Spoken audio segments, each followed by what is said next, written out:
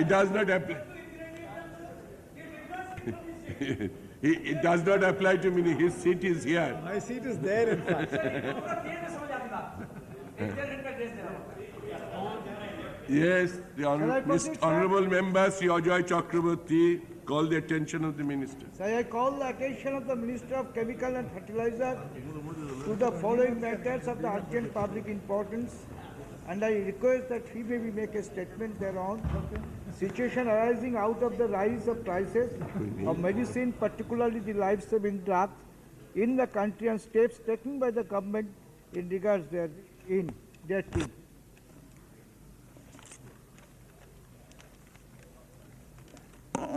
महोदय, माननीय सदस्य ने देश में दवाओं, खासकर जीवन रक्षक दवाओं के मूल्यों में वृद्धि से उत्पन्न स्थिति तथा उसके संबंध में सरकार द्वारा उठाए गए कदम के बारे में जनहित मुद्दा उठाया है। मैं निम्नलिखित की स्पष्ट करना चाहता हूं। औसत मूल्य नियंत्रण आदेश 1995 DPCO 95 में जीवन रक्षक दवाओं और अन्य औषधों के बीच कोई भेद नहीं किया गया है। किसी औषध को जीवन रक्षक औषध के रूप में वर्गीकृत करने के बारे में कोई विशिष्ट मानक या मार्ग निर्देश नहीं है। सामान्यतया प्रत्येक औषध को जीवन रक्षक और त्रिजीवी बनाने के लिए उपयोगी माना जाता है।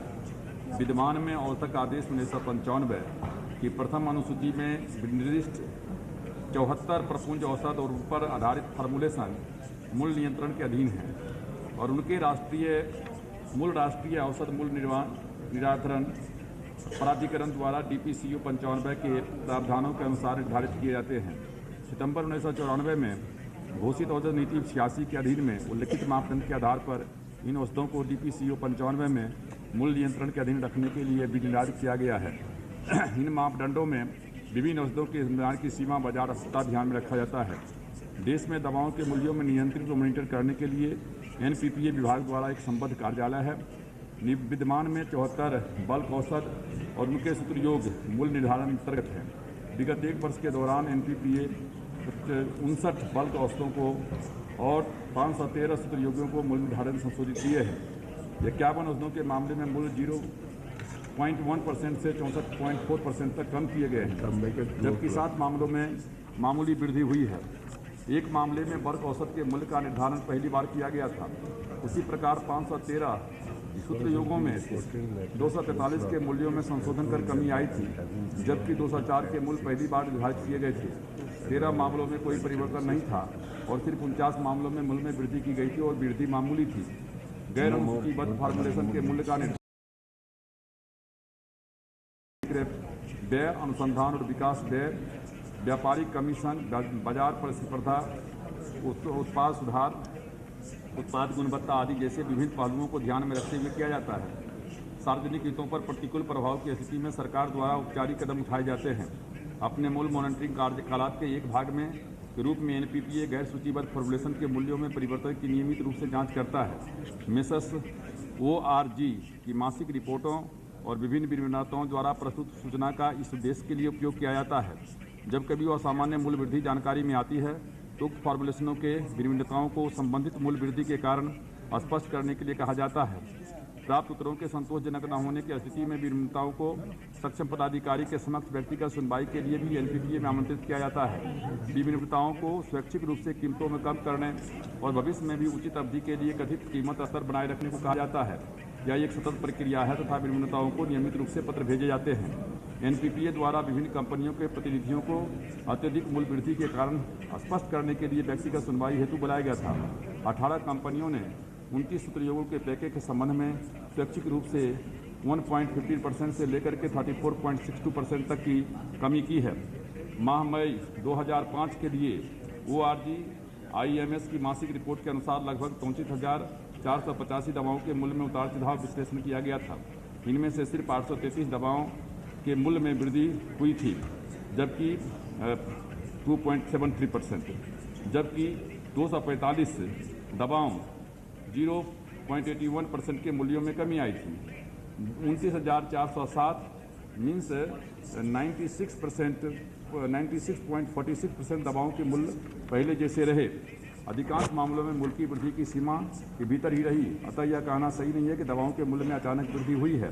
आर्थिक सलाहकार वाणिज्य और उद्योग मंत्रालय के कार्यालय द्वारा उपलब्ध कराए गए आंकड़ों के आधार पर की गई गणना के अनुसार विगत 5 वर्षों के दौरान औषधों और दवाओं के लिए थोक मूल्यों के सूचकांक में प्रतिशत परिवर्तन सभी सामग्रियों से कम रहा है।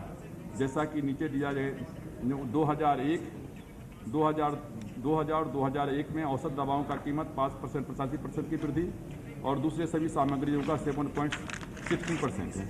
2001-2 में दवाओं का 3.48% और दूसरे अन्य वस्तुओं का 3.60%। 202-203 में 0.61% दवा का और दूसरे वस्तुओं का 3.41% है। 203-204 में 2.55% और सभी सामग्रियों का 55.46% है। 204-205 में 2.45% दवा का कीमत बढ़ी और सभी अन्य सामग्रियों का 6.42।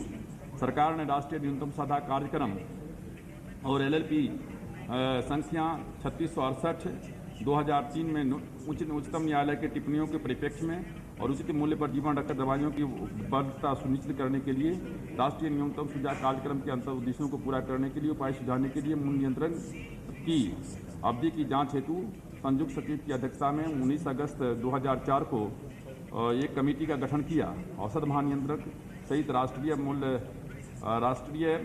औषध मूल्य निर्धारण प्राधिकरण, विधि कार्य विभाग, विधि मंत्रालय, स्वास्थ्य विभाग, स्वास्थ्य और परिवार कल्याण मंत्रालय के प्रतिनिधि समूह इस समिति के सदस्य हैं। समिति ने विभिन्न औषध समूह, संघों, उपभोक्ता संगठनों, राज्य औषध नियंत्रण पदाधिकारियों आदि साथ विचार विमर्श किया।